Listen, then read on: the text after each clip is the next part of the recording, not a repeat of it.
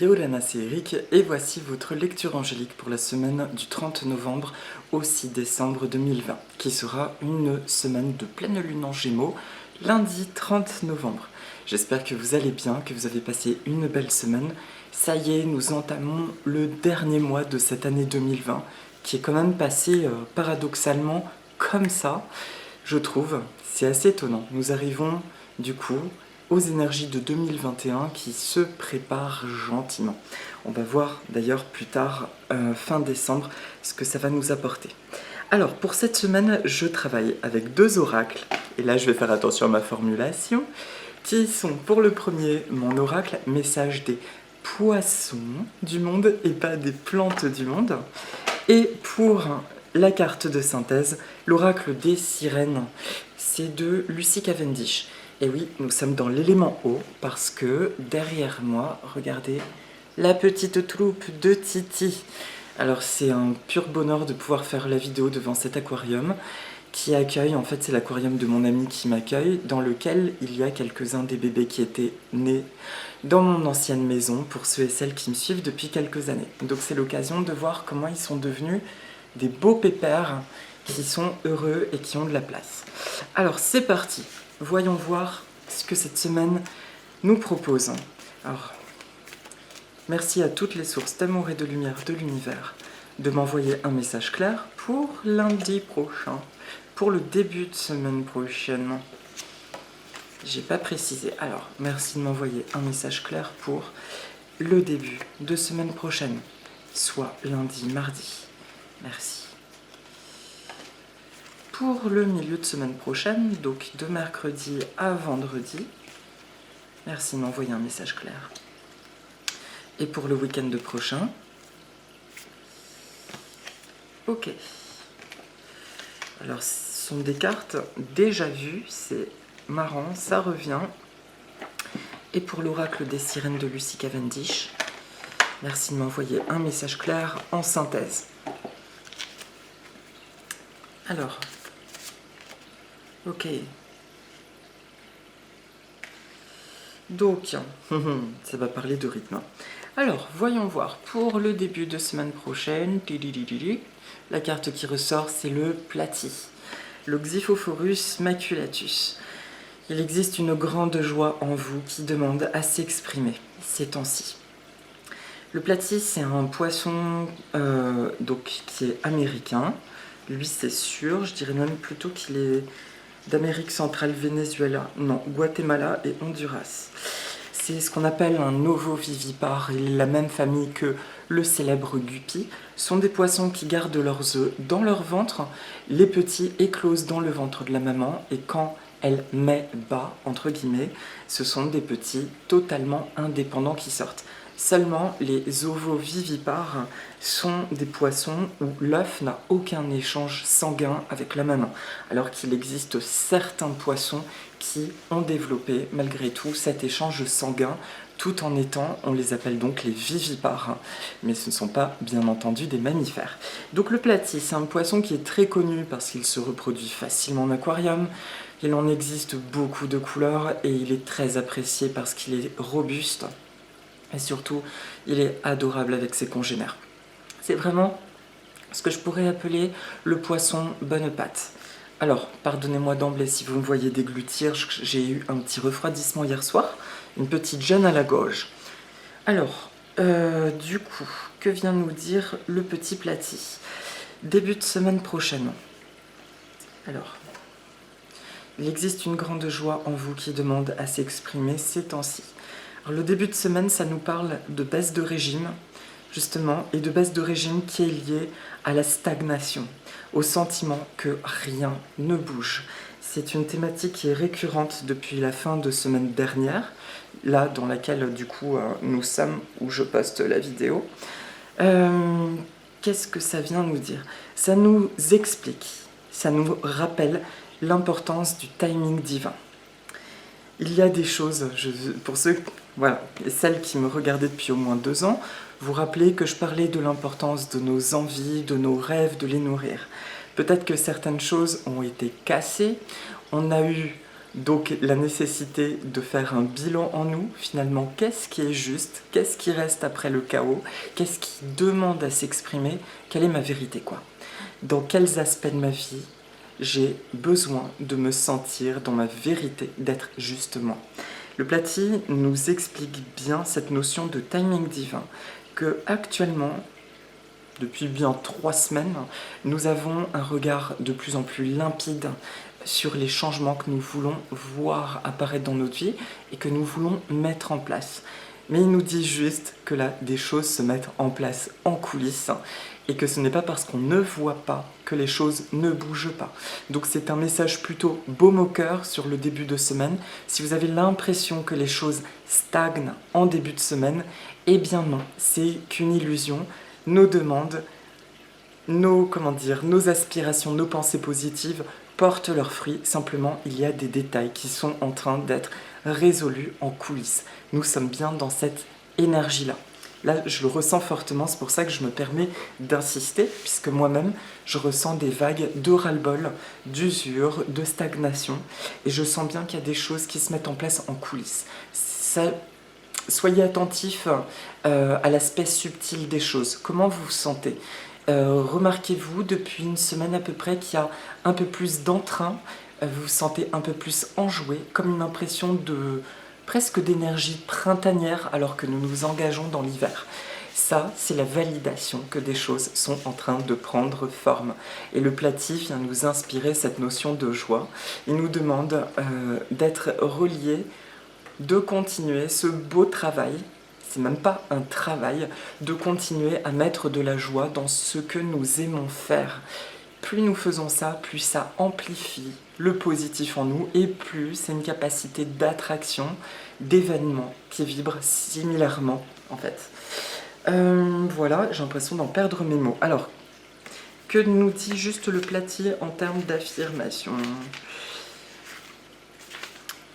Ces derniers temps, vous avez probablement expérimenté des situations de stress et vous vous êtes laissé envahir par cette sensation d'inconfort. Rappelez-vous que l'univers souhaite nous voir expérimenter le mouvement positif et créateur de la vie. Pour cela, la joie est une des plus belles portes à franchir car elle insuffle un mouvement vivifiant qui nous permet de passer à un état très positif, très rapidement. Pensez en cet instant à une chose que vous aimez faire et laissez-vous envahir par l'énergie positive qui en résulte, simplement par la pensée. Reconnectez-vous juste, là il suffit juste de penser à quelque chose que nous aimons faire pour nous rappeler tout simplement la part de notre être qui est enjouée, celle qui a confiance, qui a la foi, qui est dans le dynamisme et qui a tout simplement envie d'avancer, qui tient bon ses rêves, qui les garde. Je disais ça à une amie lors d'une guidance. Je disais ça à une amie qui se sent paumée, perdue. Si tu te reconnais, je te fais un gros bisou. Et qui en a marre parce qu'en fait, elle est dans une situation d'inconfort, de déracinement. Et lors de cette guidance, pourtant, c'est une certitude, tout ressortait. Comme quoi, elle a posé les bonnes bases, qu'elle a un temps d'attente. Dans son cas, c'est environ 15 jours de ce que je perçois. Eh bien, c'est important d'investir cette attente comme une opportunité de nous ressourcer. À partir du moment où nous sentons que les choses sont en train de se mettre en place, à quoi bon y plaquer des doutes supplémentaires, d'accord ? Donc on en profite et on en revient à des activités qui nous font du bien. Merci à l'énergie du Platy. Pour le milieu de semaine, donc là ça va être le parachérodon Axéroldi, connu plus communément sous le nom de tétracardinal ou du cardinalis. C'est un incontournable des aquariums particulièrement amazoniens.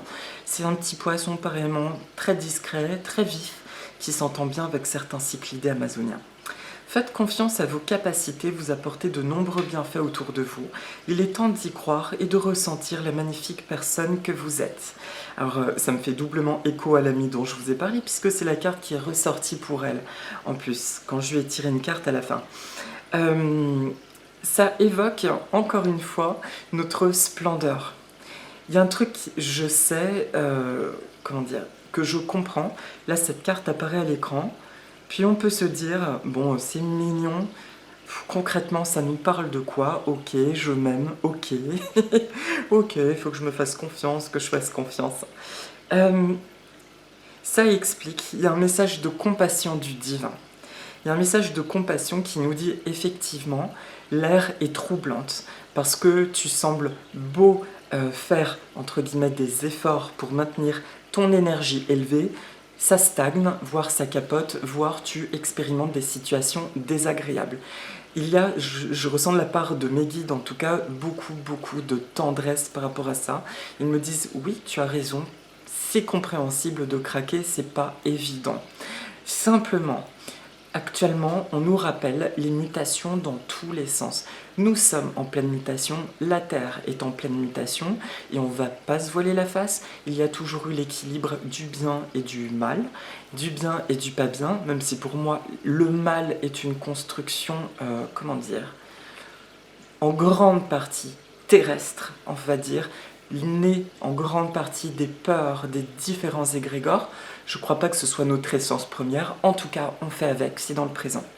Et aujourd'hui, étant donné qu'il y a toutes ces énergies qui remontent, qu'elles soient négatives, positives, négatives de l'extérieur, positives de l'extérieur, négatives de l'intérieur, sous forme de mémoire, de karma, de réminiscence, mais aussi positives, eh ben forcément, on passe notre temps, on continue à jongler un petit peu au milieu de tout ça.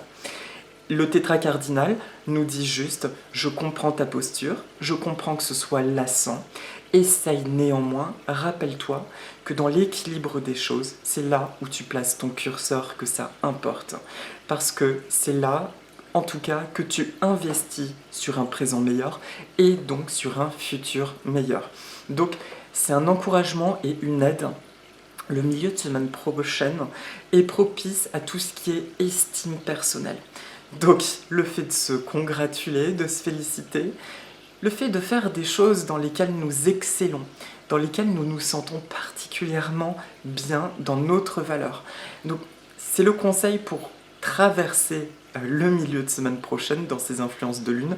Je n'ai même pas regardé sur quoi table en fait la pleine lune, mais apparemment ça va encore brasser, et je ressens juste qu'elle induit une énergie de doute.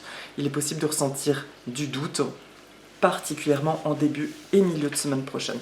Et le milieu de semaine pro, donc, nous invite, là c'est une discipline mentale, morale, de chercher véritablement une activité ou une action qui nous fasse, qui nous relie à notre partie de nous que nous aimons, avec laquelle nous nous sentons particulièrement bien et qui nous reconnecte à cette valeur.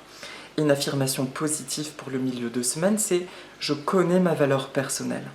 Je ne suis pas mes expériences. Et donc, je laisse les expériences défiler et j'en profite pour les bénir. Je vous envoie de l'amour, je vous laisse circuler. J'ai conscience de qui je suis et en plus, je m'autorise à me déployer de plus en plus. » Voilà pour le milieu de semaine. Et pour le week-end prochain, le Labéo bicolore. Alors pour moi, lui, il est originaire de Sumatra. Je ne sais même plus, c'est pas la semaine dernière que je l'ai sorti. Le week-end prochain, il est temps de prendre soin de vous et de vous détacher du regard extérieur. Alors le Labéo, il y a un petit message. Il vient de Thaïlande. Oui, il est sorti, je crois, la semaine dernière. Il est temps de faire ce que vous avez envie. Cette carte indique que ces derniers temps, vous avez probablement beaucoup écouté le point de vue d'autrui et que vous avez peut-être mis de côté votre boussole intérieure. Peut-être êtes-vous encore un peu trop sensible au regard du monde extérieur et que vous ressentez une énergie de critique dans votre vie. Le Labéo nous rappelle que le bonheur est une chose très intime et personnelle. Rien ni personne ne peut décider pour nous de ce qui est bon pour nous. Soyez libre de vivre votre vie et observez le monde changer à mesure que vous vous épanouissez encore plus. Et là, j'ai envie de vous partager une petite anecdote, une illustration. Je vous ai dit que j'ai eu un début de mal de gorge. Et dès que j'ai un truc, j'essaye tout le temps de me reconnecter au moment où c'est apparu. Et d'essayer de trouver la corrélation entre ma souffrance, le symptôme et ce qui se passe dans ma vie. Et au début, j'avais la vision de quelque chose de très précis. Et je me disais, bon, je vais me faire un petit soin, une petite visualisation dessus. Puis à un moment donné, je me laisse aller à mon contexte de vie de manière plus vaste. Et je me suis rendu compte d'un truc auquel je ne m'attendais pas, et pourtant j'en ai parlé la semaine dernière, c'est que quand je vous disais la semaine dernière, actuellement, nous donnons, nous pouvons ressentir l'appel de donner, attention néanmoins à ce que ce soit juste pour vous. Et ben là, je suis tombée dans un truc où j'étais à l'écoute d'amis que je sentais en souffrance, des amis autour de moi, et j'ai simplement eu envie d'être encore plus dans la présence. Bon, jusque-là, tout va bien, c'est de la compassion. Sauf que ces amis-là, comment dire, il y a des amis qui ne vont pas partager des mêmes centres d'intérêt, en fait, dans des échanges, dans des conversations, des thématiques, et qu'il y a des choses que j'ai acceptées, en fait, d'entendre qui ne me plaisent pas du tout, pour lesquelles je n'ai pas énoncé mon ressenti avec amour comme je le fais habituellement. Parce que, inconsciemment, je me disais, oh, la pauvre, le pauvre, ils sont pas bien actuellement, donc laisse-les, et voilà. Sauf qu'en les laissant, là, je me suis pas rendu compte que je ne m'écoutais pas, et ça m'est resté en travers de la gorge. J'ai eu l'impression qu'on m'imposait des points de vue qui allaient à l'encontre de mes valeurs. Et donc, je me suis mis à verbaliser, blabla, blou, tous les trucs qui n'allaient pas. Et ce qui vient nous dire justement ce labéo sur le week-end prochain, c'est de nouveau ce truc-là de valeur personnelle. Il est possible qu'en nous affirmant sur le week-end prochain, il y ait des bribes de jugement des autres vis-à-vis de nous ou de nous vis-à-vis des autres. Et que c'est bon, c'est important, je pense, de nous rappeler que la différence est constructive, en fait. À partir du moment où nous vivons pleinement dans l'amour ce que nous sommes, il n'y a plus de raison que le territoire de l'un empiète l'autre. Soit on a envie de partager ce truc, soit on n'en a pas envie, et c'est aussi simple que soi. Donc, il vient simplement nous expliquer ça au niveau du relationnel, d'être simplement attentif. Si nous nous rendons compte de nouveau que nous accueillons des choses d'autres personnes ou des points de vue ou des expériences qui ne nous conviennent pas, d'énoncer notre vérité en toute fluidité, d'être vraiment à l'écoute de ça. Et oui, ça peut se produire parce que nous sommes actuellement en pleine retrouvaille de nous-mêmes et on a tendance à s'incarner pleinement et puis à être légèrement en dissonance parce qu'on a des choses qui remontent à nettoyer, donc on peut se sentir un peu fragile. Waouh, c'est une période qui demande beaucoup d'alignement. Donc si je dois faire une synthèse brève de tout ça, le début de semaine nous parle de joie qui demande à s'exprimer, je fais confiance au timing divin, le milieu de semaine, je fais confiance en mes valeurs et je me reconnecte à des disciplines, à des choses ou à des actions ou à des pensées qui m'auto-valorisent en fait, mais qui me valorisent dans le bon sens du terme, qui font que je me sens dans ma présence et je me sens bien. Et le week-end prochain, je suis attentif, tout simplement, dans mes interactions au monde extérieur, à bien exprimer. C'est même pas seulement être dans ma vérité, c'est à énoncer ma vérité. D'accord ? Si c'est mal réceptionné, ce n'est pas notre problème, à partir du moment où c'est dit, dans l'amour. Et je le répète, la liberté de l'un s'arrête là où, c'est quoi ?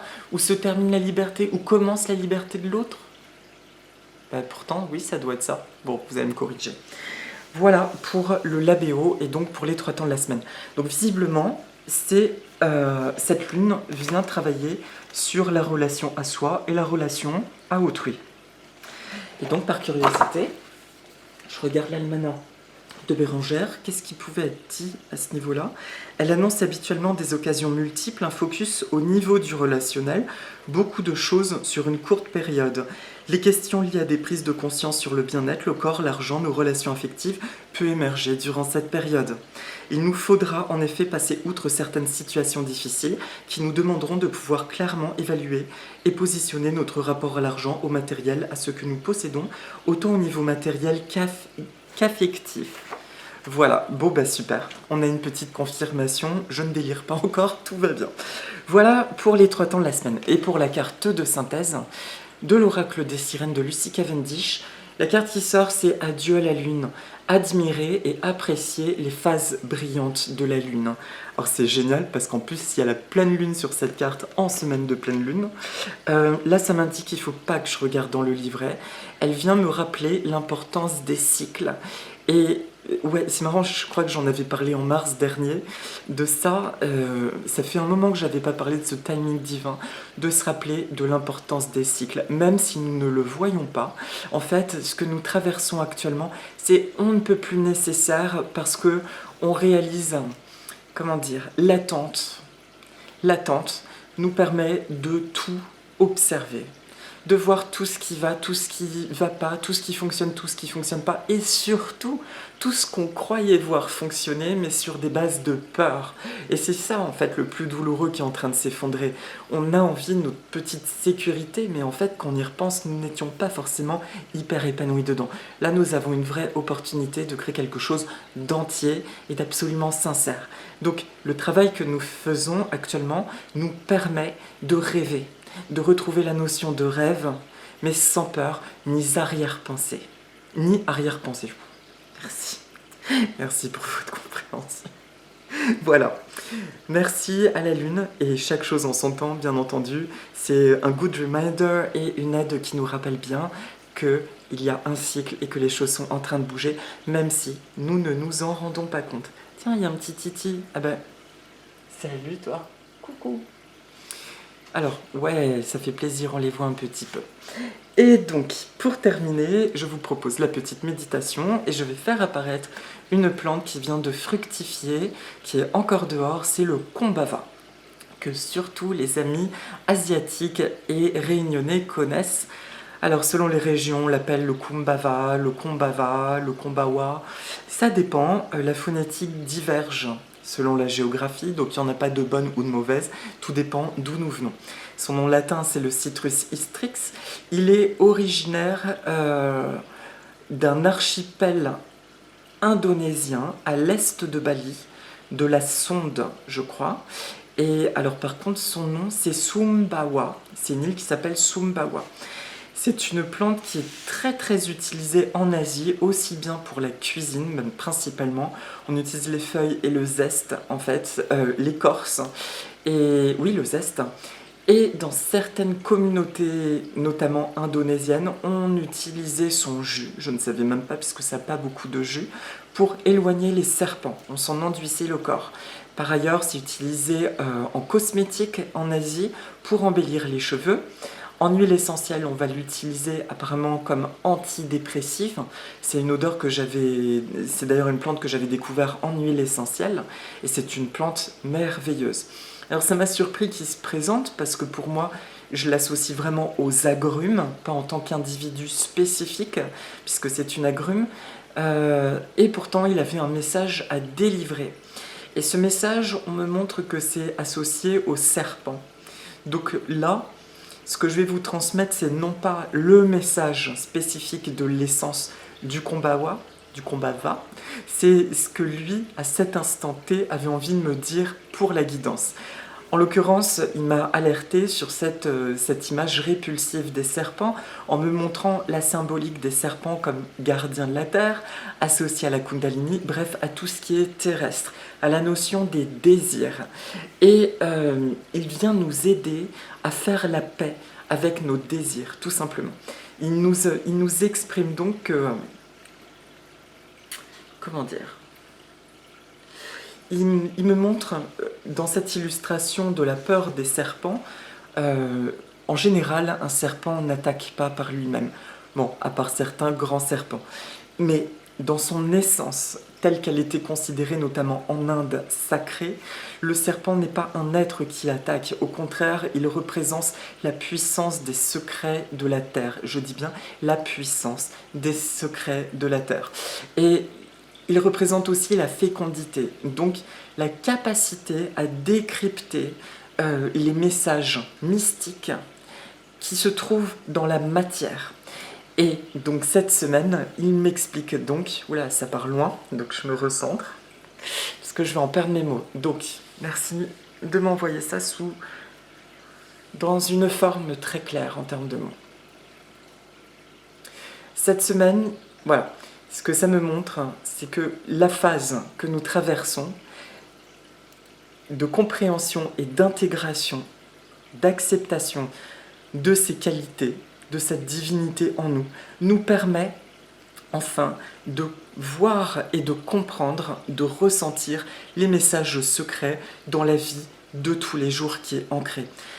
Ça me montre que nous n'avons plus seulement à aller puiser là-haut une connexion pour vivre le mieux possible ici en bas. Ça nous dit, ok, je rentre dans une plus grande maîtrise de moi-même qui me permet de comprendre des clés dans la matière. Et c'est un travail qui est costaud, qui est très puissant et surtout qui confirme bien que nous avançons. Et ça, c'est le message sur lequel j'insiste. Bien sûr, je ressens aussi, je ne vous cache pas, de l'usure, du ras-le-bol dans ma vie. Et en même temps, plus les jours passent, plus ça s'estompe. Et en dépit du contexte extérieur, je ressens de plus en plus de joie et de couleurs, voire j'ai presque l'impression de voir des couleurs printanières. Et ça, c'est ma boussole. Ça m'indique bien qu'il y a quelque chose qui est en train de bouger. Nous sommes en train de rentrer dans notre maîtrise. Et pour ceux et celles qui ne connaissent pas, ça m'évoque le livre La vie des maîtres. Et c'est un livre que je vous recommande si ça vous parle, qui peut paraître hyper perché pour le coup, qui a à prendre comme une histoire. Et si on le prend tel quel, tout simplement, on se laisse porter vers quelque chose d'incroyablement puissant. Si ça vous connecte immédiatement, alors que ça vous connecte immédiatement, et prenez ce que ça vous évoque. Mais si ça vous parle, je vous recommande ce livre, La vie des maîtres. Je n'ai plus le nom de l'auteur par contre, je ne l'ai plus, sachant que c'était un témoignage du début du siècle dernier. Donc le Kumbhava, il est super. Il vient nous montrer un message sacré, faites confiance, parce que actuellement, en fait, l'intégration qui semble prendre du temps, c'est parce qu'elle vient puiser en profondeur dans votre être spirituel qui apprend à comprendre des clés terrestres. Et donc, il n'y a pas de meilleur moyen de concrétiser, de conscientiser et de manifester une vie alignée à ce que nous sommes réellement. Voilà, je vous remercie.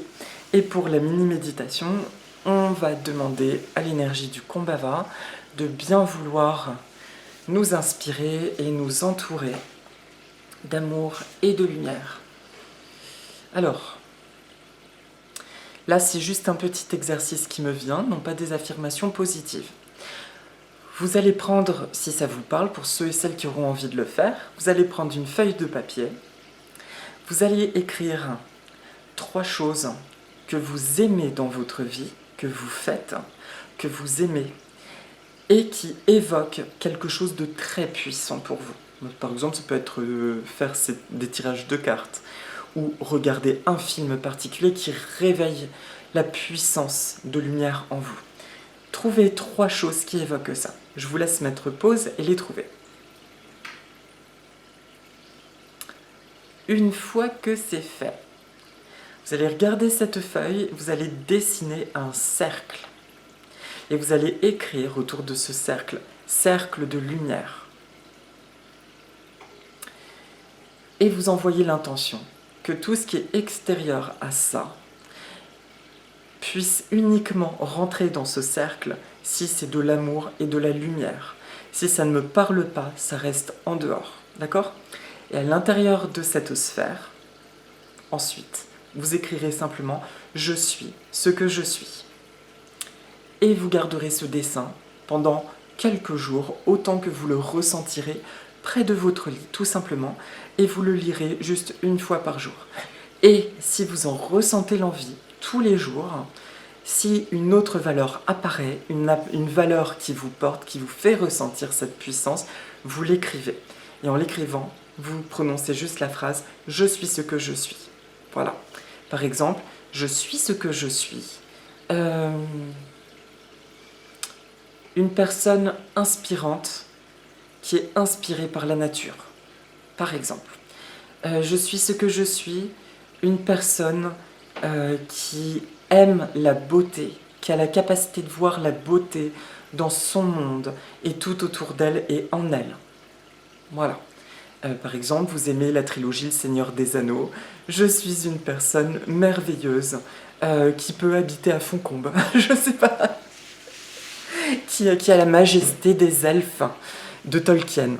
Voilà, ça peut être des trucs comme ça. Je vous laisse en gros vous amuser et imaginer, laisser aller en tout cas cette petite voix intérieure joyeuse pourvu qu'elle réveille quelque chose de fort en vous. Ça peut être aussi la cuisine. Je suis ce que je suis, un merveilleux, une merveilleuse cuisinière. Et j'apporte de nombreux bienfaits par ma cuisine, ou par ma musique, ou par ma danse, ou tout ce que je suis, par mon travail d'aide aux autres. Je suis infirmier, infirmière, je sais pas, je suis mécanicien, je fais du bien aux autres. Voilà, tout ce qui vous traverse l'esprit, en tout cas, de très très lumineux, vous le mettez dans ce cercle, vous écrivez « Je suis ce que je suis » et à l'extérieur de ce cercle, vous regardez juste l'extérieur et vous envoyez l'intention que seules les énergies d'amour et lumière puissent traverser cette sphère avec le « Je suis ce que je suis ».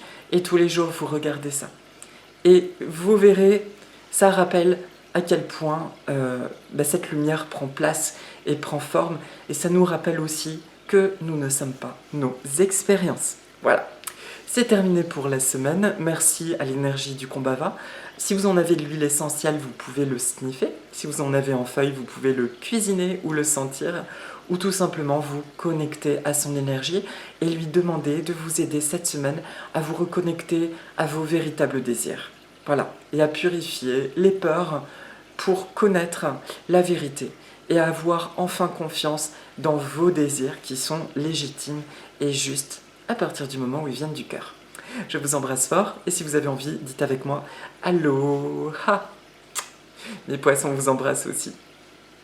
Bye bye, salut. Alors là, c'est gros dodo. À la semaine prochaine. Au revoir.